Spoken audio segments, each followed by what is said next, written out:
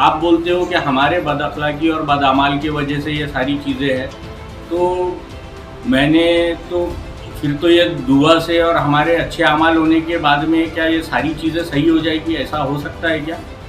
या इसके लिए कुछ कोशिश करनी पड़ेगी? अगर सारे मामला तस्बीह और मुसल्ले और दुआ से मामला सॉल्व हो जाते तो हमने भी अपने असलाफ की तारीख पढ़ी है। उन्होंने जो बदलाव और इनकलाब लाया वो मुसल्ले पे बैठकर ही नहीं लाया, मैदान जंग में उतर कर भी लाया। तो हमारी हिम्मत हमारे उलमा से है। मैं उनसे अपील करता हूँ, मैं उनसे चाहता हूँ कि वो हमारी क़यादत के लिए जैसे मस्जिदों के अंदर क़यादत करते हैं वैसे इस मामलात पे भी क़यादत के लिए आगे आए। हम उनके पीछे हैं, हम उनके हुक्म को मानेंगे। आज भी हमारी जो जमात है और तमाम मुसलमान हैं वो अपने उलमाओं को सराखों पे रखते हैं। उनके हुक्म के लिए हम कुछ भी करने के लिए तैयार है। बस ज़रूरत है कि उनको आगे आकर हमें जो है सही रास्ता दिखाना पड़ेगा।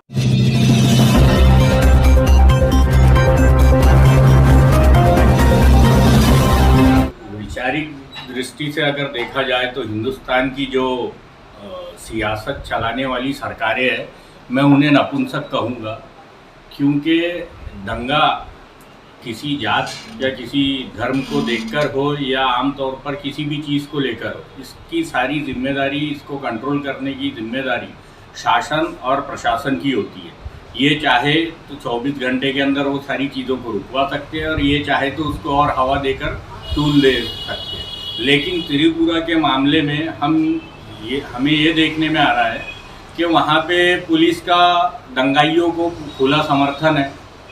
गवर्नमेंट हमारी खामोश बैठी है। एक मर्डर के ऊपर हमारे नेता कुत्ते बिल्लियों की तरह भौंकने लगते हैं।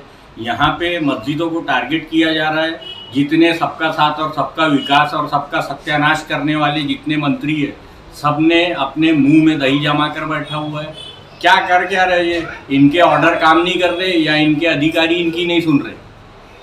किसी पे पर्सनल लेवल पे कार्रवाई करना हो तो इनकी सारी जो क्या बोलेंगे उसको, जो एजेंसीज होती है, ये सारी एक्टिव मोड पे आ जाती है। वहाँ दंगा चल रहा है और ये लोग सोए हुए। ये जानबूझ के इस दंगे को तूल देना चाहते हैं। अरे भाई, तुम इसमें तर्क भी क्या दे रहे हो? तर्क ये दे रहे हो कि बांग्लादेश के अंदर में, अबे तो बांग्लादेश की जो मुख्यमंत्री है उसने 400 लोगों पे कार्रवाई भी करी ना। वहाँ पे धार्मिक चीज़ों को नहीं देखा गया कि ये हिंदू है कि या मुस्लिम है। जो गुनाहगार था उसको अरेस्ट किया गया। उसके बदले में तुम यहाँ पे बदला ले रहे हो। अगर ऐसी बदले की भावना से अगर तुमको देश चलाना है तो ये गृह युद्ध होने के हिंदुस्तान के अंदर में चांस है। और आप देखिए पुलिस प्रशासन क्या कर रहा है। पुलिस वाले उनके समर्थन में नारे लगा रहे हैं, उनकी रैली को सपोर्ट कर रहे हैं। तो अगर ऐसा ही होता रहा तो कानून पे से किसका, माइनॉरिटीज़ का भरोसा उड़ जाएगा कि भाई जो मेजॉरिटी है वो माइनॉरिटीज़ के ऊपर हिंदुस्तान के अंदर में अत्याचार कर रही है।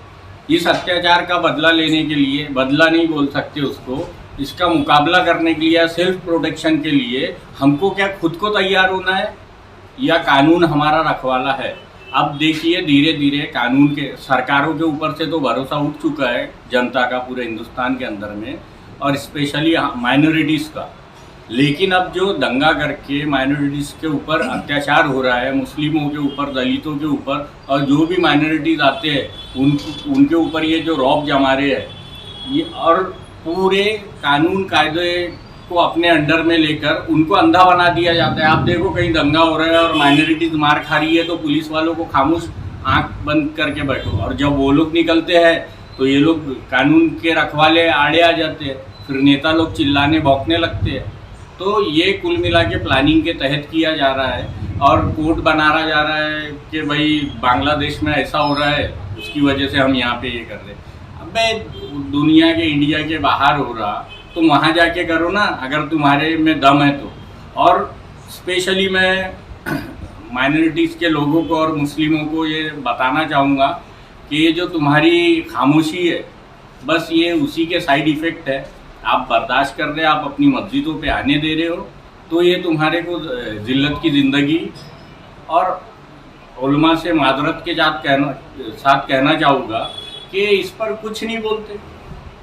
बाकी हमारे दीगर मामलों पे आप लोग बड़े बड़े स्टेज लगाकर बिंदास बाइकआउट करते हो। कल जुम्मा का दिन निकला, त्रिपुरा की मस्जिदों के लिए किसने बोला? वहाँ के मुसलमानों के लिए किसने बोला?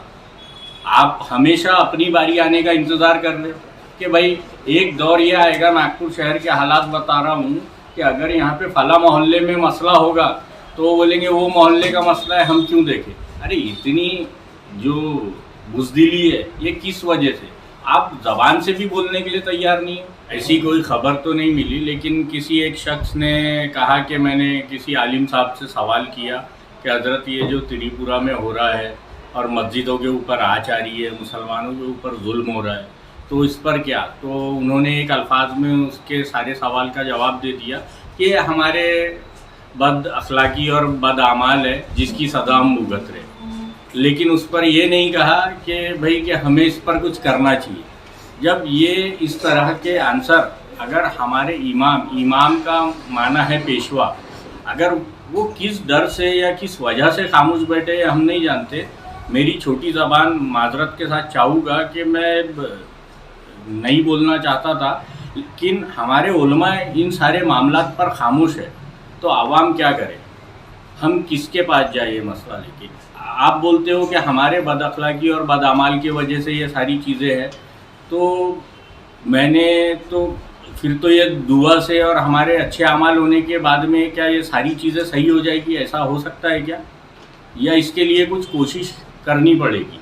अगर सारे मामला तस्बीह और मुसल्ले और दुआ से मामला सॉल्व हो जाते तो हमने भी अपने असलाफ की तारीख पढ़ी है। उन्होंने जो बदलाव और इनकलाब लाया वो मुसल्ले पे बैठकर ही नहीं लाया, मैदान जंग में उतर कर भी लाया। तो हमारी हिम्मत हमारे उलमा से है। मैं उनसे अपील करता हूँ, मैं उनसे चाहता हूँ कि वो हमारी क़यादत के लिए जैसे मस्जिदों के अंदर क़यादत करते हैं वैसे इस मामलात पे भी क़यादत के लिए आगे आए। हम उनके पीछे हैं, हम उनके हुक्म को मानेंगे। आज भी हमारी जो जमात है और तमाम मुसलमान हैं वो अपने उलमाओं को सर आँखों पे रखते हैं। उनके हुक्म के लिए हम कुछ भी करने के लिए तैयार है। बस ज़रूरत है कि उनको अगर आगे आकर हमें जो है सही रास्ता दिखाना पड़ेगा। और बुज़दिली जो हमारे अंदर में, हमारी कौम के अंदर में आ गई है, उसके लिए क्या किया जाए ये भी रहनुमाई वही फरमाए तो बेहतर होगा कि हमारे अंदर की बुज़दिली। आज देखिए, बुज़दिल बनाने के लिए ये जो दहशतगर्द लोग हैं ये एक गरीब और कमज़ोर को मारते हैं और प्लानिंग के तहत उसका वीडियो बनाते। कौन बेवकूफ़ होगा किसी को मारे और उसका वीडियो बना के वायरल करके अपने ऊपर केस छपाए? लेकिन इसके पीछे इनकी मंशा ये होती है, एक मज़लूम को मारो और 100 हिम्मत वालों को डराओ। क्या हमारी कौम एक मज़लूम के मार खाने की वजह से डर गई है, खौफज़दा है? अगर खौफज़दा है तो हमारे असलाफ़ की तारीखें बताओ, मस्जिद के मिंबरों से ये ऐलान करो कि आज ये दौर क्या है।